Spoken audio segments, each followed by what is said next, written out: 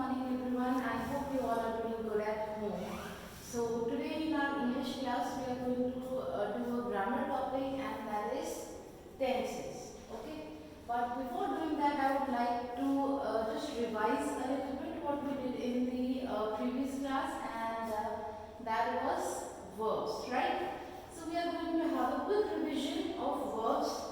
As I told you in the previous class that verbs are divided into two parts: main verbs and helping verbs, right? Main verbs, for example, sleep, dance, and sing, right? Main verbs are the verbs which words which actually tells you that what action is being done in the sentence by the subject, right?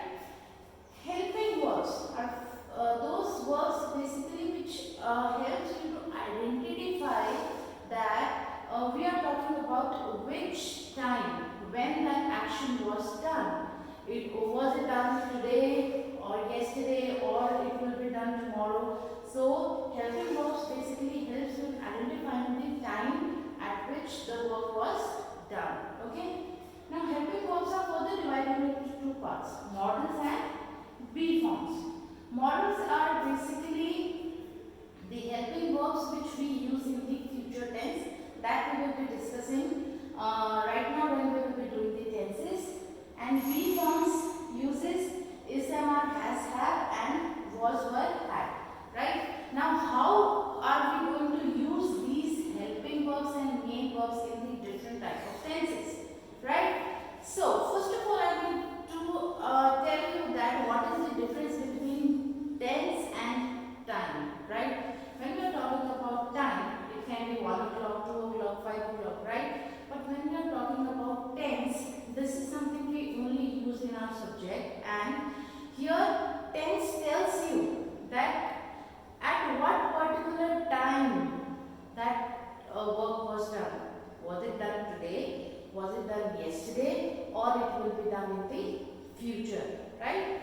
So, I'll tell you a short story, and I hope by the end of that story you will be able to understand that what tense and its parts are, right? So, once there was a king, and his name was Tense. He had 3 sons, past, present, and future. He loved all of his 3 sons very much, and he always gave them the same things.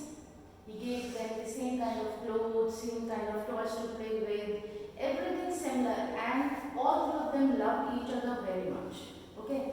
So now all the 3 princes grew up. They had a beautiful life.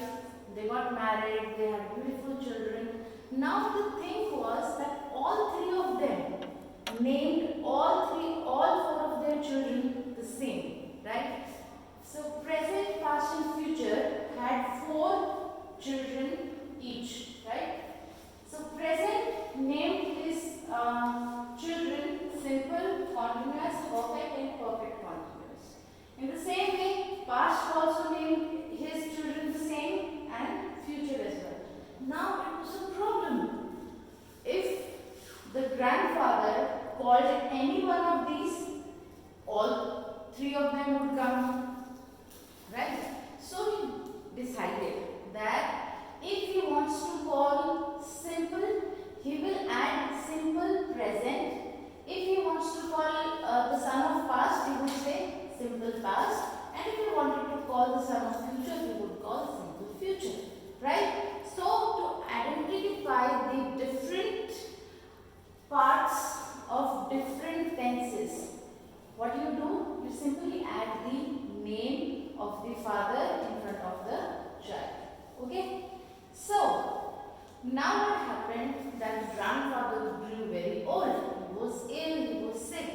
So, he decided that before he is going to die, he is going to distribute his property evenly in between all his grandchildren. Right?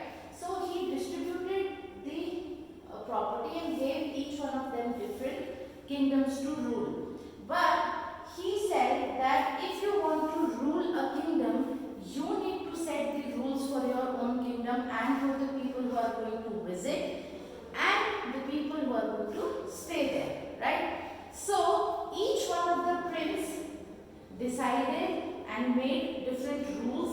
for their own kingdom. So and we call the same rules as the rules that we use for the constructing a sentence for that particular tense, right? So today we are going to talk about simple present. Okay, so simple present made some rules for his kingdom. Okay, he said that whosoever is going to visit his kingdom must have a daily routine. Okay, so he said that whosoever is going to visit, he or she must have a daily routine, which implies first use of simple present tense, and it says that we use simple present tense in whenever there is a daily routine or a particular habit. Okay, for example, if I have to say, she goes out for a walk daily. Now, this signifies that it is a habit, it is a daily routine that she goes out for a walk, right? So he said that whosoever is going to stay in his kingdom or who is going to visit his kingdom must have a daily routine or must have a habit. Another thing he said, which will imply to the second rule or the second use of the simple present tense, he said that everyone should believe in the universal truths. For example, he said that sun rises in the east. So it is a use of simple present tense. We will use the simple present tense if we are telling about a universal truth or if we are talking about someone's daily routine or habit, right? Now we are going to discuss about the structure of the simple present tense. Okay? Now see, there is always a basic structure of a sentence, right? Subject plus verb plus object. Subject, your noun, verb, your action word, and object is also a noun, but it facilitates the work which is done by the noun. Okay? So here it is that this is the basic structure of any sentence. And when we are going to talk about the simple present, so he made a structure for his own kingdom and he said, anyone who is going to come or stay in his kingdom, means the subject, must follow rules, verbs first form, along with that s or es and then object, right? Now the thing is that s and es is to be used with what? He says that if your subject is singular, for example, she, he, or someone's name, Sam, Sid, etc. Okay? If your subject is singular, then along with the verb you are going to use s or es. For example, Sid sleeps on the bed. Now, along with the first form of the verb we have used s. Why? Because your subject was singular. In the same way, if we take a plural subject, for example, if I say they sleep. Now here we are only going to use sleep, not s. Okay? On the bed. Okay? So this is the basic structure of simple present tense.